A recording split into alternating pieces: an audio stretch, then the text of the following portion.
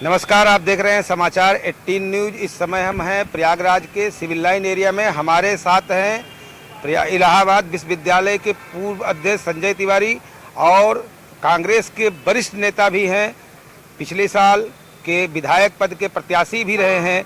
तो जानेंगे पहलगाम के मुद्दे पर जो ये सरकार का पिछले कुछ दिनों से लगातार बयानबाजी हो रहा है कि आज अटैक हो रहा है, बदला लेंगे, उस पर पूछते हैं क्या है। चूंकि अनुभवी नेता हैं, बता सकते हैं कि क्या मानसिकता है सरकार की और क्या करने वाले हैं।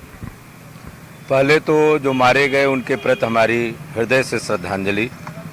बहुत दुखद हुआ जिस समय ये घटना हुई। ये घटना होने के बाद मुझे लग रहा है कि पूरा देश आक्रोशित है। इसमें पार्टी, भाजपा, सपा, बसपा, इसमें कोई बात नहीं। चूँकि जब दुश्मन अटैक करता है तो देश हमेशा मुट्ठी बांधता है। आज कांग्रेस पार्टी हो या नौजवान हो या बेरोजगार हो या महंगाई से त्रस्त हो, मुट्ठी बांधकर मोदी जी सरकार के साथ हम खड़े हैं। मोदी जी किस तरह से बदला लेते हैं, कैसे बदला लेते हैं, क्या सबक सिखाते हैं, ये उनकी पार्टी और वो तय करे। लेकिन अगर आप मेरी बात पूछते हैं कि खून खौल रहा है, अब भी जिसका खून न खौला, खून नहीं हुआ पानी है। अगर ये सरकार मर्द है, अगर 56 इंची का सीना रखती है, हेमराज का सिर लाना चाहती है, अगर पहलगाम का बदला लेना चाहती है, अगर वो जो हमारे सैनिक पुलवामा में मारे गए उनका बदला लेना चाहती है और अमरनाथ यात्रा के निर्दोष लोगों की जब हत्या हुई उनका बदला लेना चाहती है, इससे बड़ा उचित समय तो नहीं है कि पूरा विश्व आपके साथ खड़ा है। क्या कारण है कि आप नहीं कर रहे हैं? रोज मैं देख रहा हूं, आए न आए दिन चैनलों में चला जाए कि राफेल गरजा और पाकिस्तान घबरा गया, टैंक निकला पाकिस्तान घबरा गया, ये हुआ वो घबरा गया। अरे भाई, ये क्या नौटंकी कर रहे हो? एक ठोस काम, जैसे आपने कहा कि मैं जल रोक रहा हूं, फिर वो निकल के आया कि 20 साल तक आप जल रोक ही नहीं सकते। लोगों में उम्मीद जमी थी कि अगर पानी रुक जाएगा तो पाकिस्तान की हवा खराब हो जाएगी। वैसे ही मोदी जी, अगर आप अटैक नहीं कर रहे हैं, कुछ नहीं कर रहे हैं, तो हमारे नेता तो राहुल गांधी ने कहा ना कि एक तीखा और जोरदार बदला लेना चाहिए, जिससे पाकिस्तान दोबारा उन आतंकवादियों को या और लोगों की हिमाकत न पड़े कि हमारे तरफ नजर उड़ा के देखें और आम आदमी नहीं बोले। प्रश्न तो उठता है, प्रश्न हम उठाएंगे या आप उठाएंगे चैनल के माध्यम से। प्रश्न उठता इसलिए है कि जिस एरिया में जाने के लिए दर्जनों चेकिंग पॉइंट थे और जहां पे पिलग्रिम इतने थे और सरकार कह रही थी कि आप जाइए, कश्मीर शांत हो गया है, निर्दोषों पे कुछ नहीं होगा और ऐश करिए, वहां पे एक सिक्योरिटी गार्ड क्यों नहीं था? कहां गए थे लोग? हमला होने के 5 घंटे के बाद बड़ी आसानी से वो लोग घूम रहे हैं, बता रहे हैं कि लोग निकल गए। आप बस ऐसे देखिए, मुर्दा में निरोबियान नहीं लगाया जाता, घोड़ा बनो घोड़ा। और मैं तो समझ रहा हूं कि मोदी जी को अगर नहीं हमला करते इनको रिटायर करो, दूसरे को ले आओ जो नौजवान हो, जैसे अनुराग ठाकुर हो। बहुत बोलते हैं सब वहां पे जाके, है देश में हिंदू मुसलमान होता तो बहुत बोलते हैं, लेकिन पाकिस्तान बोलने के लिए अगर इनमें दम नहीं है तो जाए। मेरे समझ से प्रधानमंत्री तो तोप में बैठ के जाएंगे नहीं, उसमें टैंक में जाएगा हमारा सेना नायक ना, मिलिट्री के नौजवान, हमारे थल सेना, वायु सेना, उनपे कोई हमें एक रत्ती का भी संदेह नहीं है कि उनको आदेश मिला तो पाकिस्तान को मिटा देंगे। आज इंदिरा जी की कमी महसूस हो रही है। मैं तो आरएसएस से कहूंगा कि क्यों नहीं आरएसएस, विद्यार्थी परिषद और भाजपा के लोग मोदी के घर का घेराव करें कि हमला कब करोगे, और अगर ये नहीं करेंगे तो हम अपने नेता से कहेंगे, कांग्रेसियों को ले चलिए, आप इनसे कहिए कि आपको क्या दिक्कत हो रही है। दिक्कत ये हो रही है, लोग सोशल मीडिया में चला रहे हैं कि जैसा और वहां के प्रधानमंत्री नवाज शरीफ की दोस्ती है, अंबानी की दोस्ती है, बिजली की सप्लाई है। लेकिन मैंने बिजली के बारे में पता किया तो बिजली की सप्लाई नहीं हो रही है, लेकिन कुछ न कुछ पाकिस्तान से मिली भगत है। पाकिस्तान से मैं तो ये नहीं समझता कि डरेंगे, लेकिन इंटरनेशनल जो राजनीति है, अब कल भाई फोन आ गया आदरणीय इनके आका ओबामा साहब का, जहाँ ये जाकर लिखते हैं। ओबामा साहब फोन आ गया और मुझे लग रहा है पूछ दबा के भाग गए। ये संदेह उठना जायज है। एक आता है ना किस्सा, एक बंदर कहा गया शेर खा रहा है, शेर सबको खा जा रहा है, तो लोगों ने बंदर को राजा बना दिया।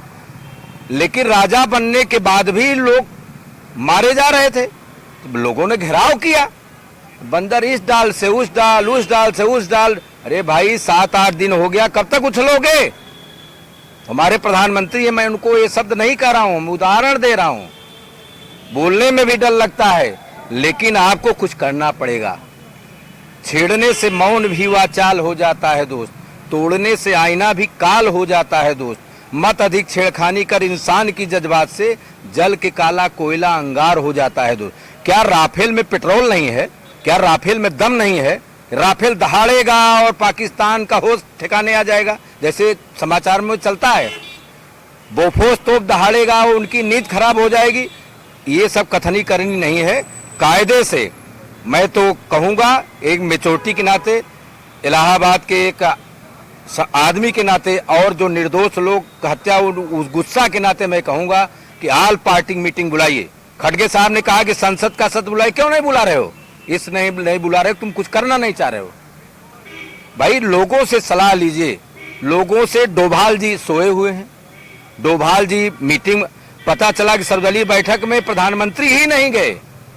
भाई कैसे अटैक करोगे? तो आप लोगों को, अब आप जाति जनगणना लेके चले आए, इसी में अटैक करने की जगह एक आध हफ्ता, एक आध महीना सब बंद कर दीजिए। जाति गणना, मंदिर निर्माण करना, हिंदू मुसलमान करना, सीए लागू करना, रोजगार, महंगाई, भाई डीजल पेट्रोल दाम 100 रुपया और बढ़ा दिए, मारिए पाकिस्तान को, उसको अवकाश सिखाइए। और उस रास्ते में अमेरिका ही आए तो कुचल डालिए इंदिरा जी की तरह। और पाकिस्तान जो कब्जा किया है कश्मीर लीजिए। इससे बड़ा हेमराज के बदले सर ले आएंगे। अभी हेमराज इंतजार ही कर रहे हैं बेचारे, हमारा सर काट के ले गए, अभी नहीं आया। तो ये सब कथनी करनी में बड़ा फर्क है। जो करता है वो कहता नहीं, जो गरजता है वो बरसता नहीं, और जो बरसता है वो बोलता नहीं। जैसे मनमोहन सिंह पाकिस्तान 10 साल नहीं गए, ये वहाँ बिरयानी खाने गए। नवाज शरीफ की मम्मी से कहे कि मैं तुम्हारे बेटे का बर्थडे मनाने आया हूँ। ये अटैक करेंगे? आपको उम्मीद है ये अटैक उटैक नहीं करेंगे। ये अटल जी जब थे तो बस लेके चले गए लाहौर तक।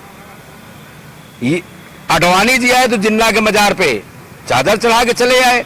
ये आए तो उनके साथ चले गए। श्यामा मुखर्जी आए तो उनके साथ सरकार बना लिए। अरे भाई, आप अब सोशल मीडिया में ज्यादा लोगों को आप बेवकूफ नहीं बना सकते हो, लोग देख रहे हैं। लेकिन कांग्रेस जब जब आई, पाकिस्तान को मिट्टी में मिला दिया, नेस्तनाबूद कर दिया। आज पाकिस्तान के पास खाने के लिए नहीं है। आज पाकिस्तान बाद अर्थव्यवस्था खराब है, आपकी वजह से नहीं खराब होगी, खराब है। अब कल मैंने सुना कि मोदी जी ने मिलिट्री को आदेश दे दिया फ्री। अरे तो मैं इनकी 2014 सुन रहा हूं कि मोदी जी जब से आए हैं मिलिट्री को खुली छूट दे दिया है कि बॉर्डर वगैरह दिखाई पड़े चले आए। मोदी जी जब आए तो कह रहे ये बारूद कैसे क्रॉस करके इस बॉर्डर पे आ रहा है। जल सेना, थल सेना, वायु सेना, नभ सेना, सारा सिस्टम प्रधानमंत्री के अंडर में थी। उग्रवादी वहां से लेके कश्मीर 300 किलोमीटर कैसे आ रहे हैं? तो वही तो आपसे भी पूछा जा रहा है कि उग्रवादी कैसे आ गए। लोग अपना शादी का सालगिरह मनाने गए थे, लोग अपनी शादी करने के बाद जश्न मनाने गए थे, लेकिन आपने 1 सिक्योरिटी नहीं दिया, वो मारे गए। तो लाश के ऊपर कितनी बार राजनीति करोगे? राजनीति नहीं चाहिए, एक ठोस कार्रवाई चाहिए। एक भारत के नागरिक होने के नाते मेरा ये सुझाव है। और दूसरा सुझाव मेरा ये है कि पूरे आरएसएस का सबसे बड़ा विश्व में संगठन है, ये मेरा सुझाव है। आप 1 लाख आरएसएस का शाखा कश्मीर में खोल दीजिए, और ये जितने लठ वाले हैं इनको कह दीजिए वहां शाखा लगाएं, बाकायदे पहले सिक्योरिटी दीजिए, और ये जगह जगह फैल जाएं, जनसंख्या भी बढ़ाएं, तो कश्मीर और मजबूत हो जाएगा। ये मेरी निजी भावना है, पार्टी से हट के। अगर ये कुछ करना हो तो मोदी जी दिखाइए, और नहीं करना हो तो सरकार गद्दी छोड़ के उतर जाइए, किसी नौजवान को सौंप दीजिए, और नहीं तो फिर आप रिजाइन देकर हटिए। नहीं तो फिर चुनाव आएगा तो जरूर निपटेगी ये जनता। जनता बहुत जागरूक है, आपके बहकावे में अब आने वाली नहीं है। बहुत हो चुका, खून बहुत बह चुका। पानी बहुत बंद हो चुका, अब सिर्फ कार्रवाई चाहिए, वो भी ठोस कार्रवाई नहीं दे सकते तो आपको कुर्सी छोड़ना पड़ेगा। बहुत बहुत धन्यवाद आपका। आप देख रहे थे कांग्रेस के वरिष्ठ नेता हैं, इलाहाबाद विश्वविद्यालय के पूर्व छात्र नेता रह चुके हैं संजय तिवारी जी। उनका कहना था कि समस्त देशवासी जब साथ में है तो अब सरकार को पाकिस्तान के खिलाफ बदला लेने में क्या दिक्कतें आ रही हैं। कैमरामैन रत्नेश पांडे के साथ संवाददाता कुलदीप सिंह, समाचार 18 न्यूज।